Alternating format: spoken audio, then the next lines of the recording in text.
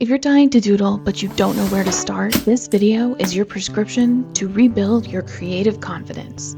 As recommended by your friendly neighborhood, fully credentialed academic with a PhD in something just unapologetically esoteric. This is officially doctor's orders.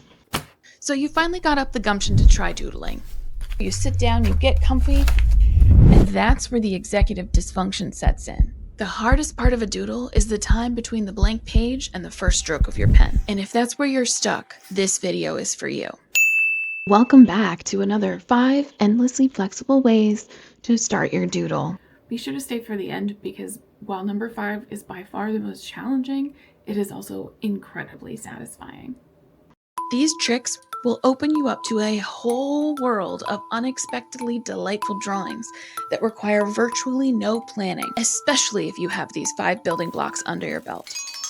Let's get started. First up, are you feeling overwhelmed? Can't possibly decide on how to design an entire page in your notebook? If you're looking for minimal commitment and an endless opportunity to change things up a bit, you might want to try some parcels. Okay, but why parcels? Well, because sections sound too symmetrical and divisions are too divisive. Choose a shape. I like rectangular-ish blobs, and use the shape to break your page into a random number of smaller sections. I personally find these way more satisfying when they aren't perfectly straight lines, but you do you.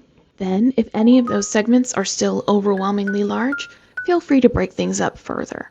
As you move through the page one parcel at a time, the benefit here is that you only have to focus on doing one thing very well for a short time, and then you can move on. If you're not having any fun with parallel lines, you can always switch it up to spirals, or ripples, or squiggles, or even circles. For some final touches, you can add color, and before you know it, you'll have a very satisfying abstract with a wonky mid-century vibe. Perhaps you're feeling spontaneous, but you could really use some zen time? Then you might want to consider intersecting wavy lines. Start with horizontal waves across the page. Roughly parallel, but nowhere near perfect is preferable. Then do the same, but vertically. Excuse me while I constantly rotate the paper because I only like drawing in one direction. Now we're left with a lot of cattywampus compartments. Take a slightly thicker pen and trace each of these newly defined sections. I like running my hand through them a couple of times to get a kind of scribble look and add texture to these lines. Take your time here, because creating some moderate sense of order from an indescribable amount of chaos can be really great for the soul. When we're done with our meditative tracing, then we can move on to filler. I started by drawing some soothing parallel lines in the smaller blob spaces, which really helped me to see the different shapes better through the chaos.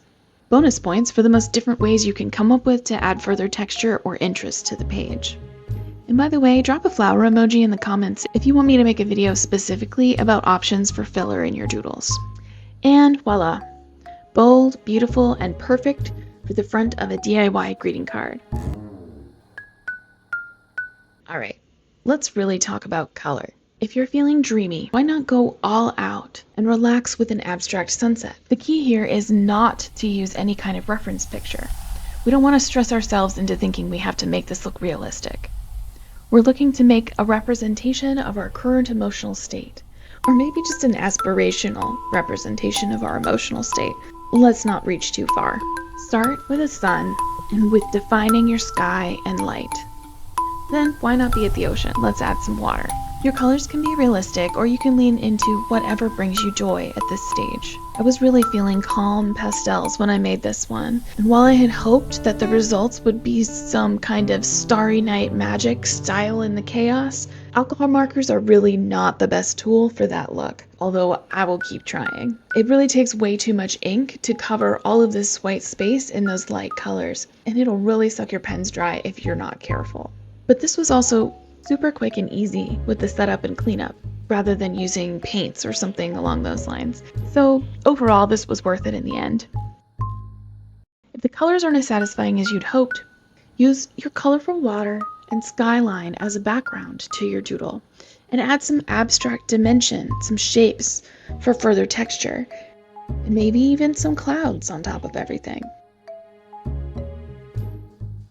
For fun, I also saved a spot right in the middle of my emotive sunset for the word that represents what I was focused on when I made this particular piece.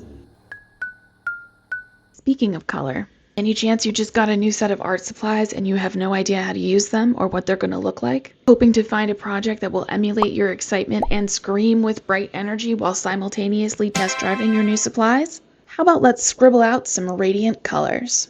For this one, I'm using washi tape fanned out across the page to create a sense of order in what I'm hoping will be plenty of chaos.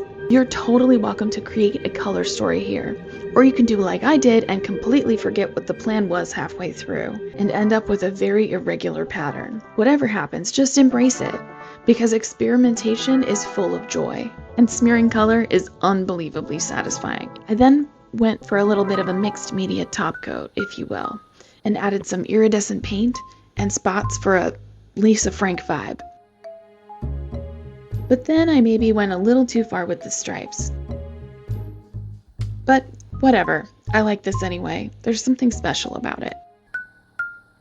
Last, but certainly not least, are you in the mood to be whimsical? Really wishing you could access your childhood level of imagination on demand? Well, let's try finding an unintentional character in your drawing, and then lean into their story as you finish it. This one's really hard for me to access if I'm having like an emotionally complicated day, but when I pull this off, it is super satisfying and joyful. I just find so much vitality in being able to access my whimsical side. What I'll say is start with one of the other 9 ways that I've talked about starting a doodle thus far. Click here to review the first video in this series if you need a reminder. And once you get through the first stage of your doodle, take a step back for a second. Look at your project from a different angle. Maybe you'll need to rotate your sketchbook or walk away for a minute and come back. But look and see if you can find something that resembles a face or a body already existing inside work that you've put on the page. For me, I've kind of accidentally found this rock man, a school of fish, some real monsters energy, and even this psychedelic angelfish. But the trick here is allowing yourself permission to access a part of your creative spirit that we kind of put away when we become adults. It might not be easy the first time. It's something that takes practice. But the human brain is wired to look for faces. That's why we see them everywhere. It's like a constant meme. But once you find your unintentional character, shift the focus of your drawing to highlight whoever's there. And if you are feeling extra whimsical, you can even come up with a story to go along with it. Like for my rock man. Somewhere in the process of doodling, I started to imagine that this little dude was underground. So I'm going with a kind of blue forward palette. But then I'm also obsessed with magenta right now, so let's see if I can work that in without ruining things.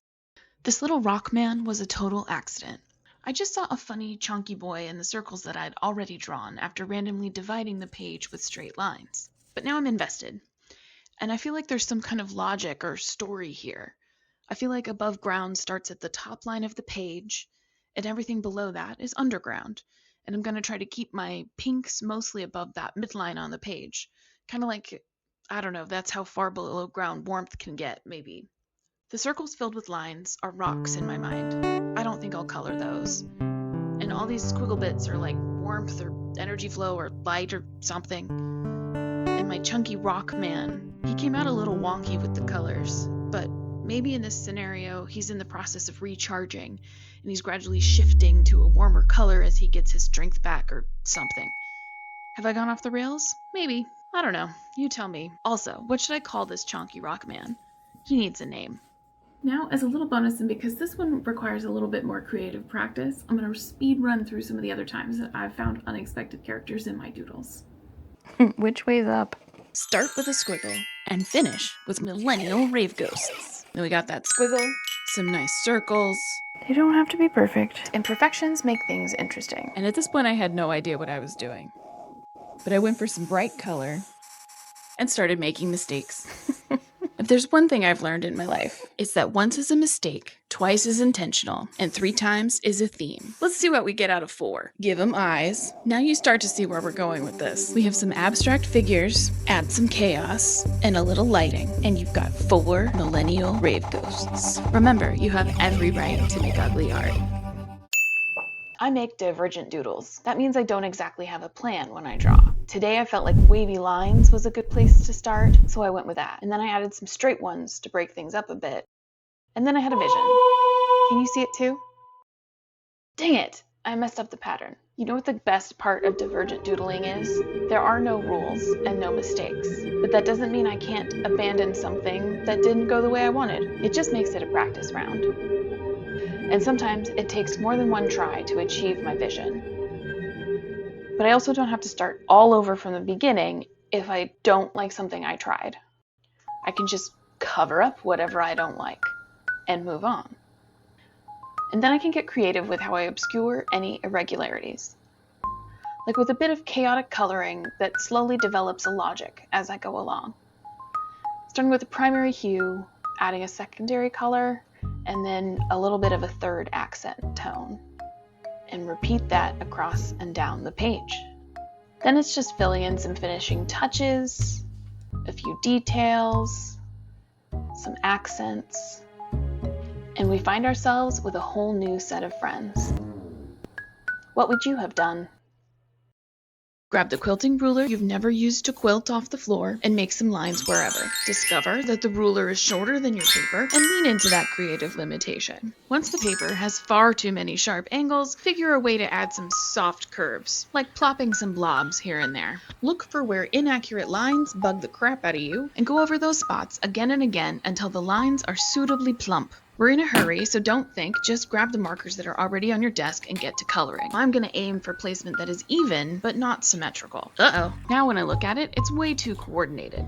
Expanding the color palette is the only way forward. My last hurry up and draw session had two major upsides. First was the hit of dopamine that helped me relax, breathe, and let go of my anxiety for a bit. Second, and perhaps most satisfying, was that when I came back, I didn't have to start with a blank page. I got to just add color, create some filler, draw some lines, and doodle in white. And there we go, a weird and whimsical, accidental, hypnotized fish in a trippy coral reef from my sketchbook. And there you have it, 5 more endlessly flexible ways to start your doodle. This time with an emphasis on rebuilding your creative spirit. Let me know in the comments if you want to see more of these. And thanks for doodling with me.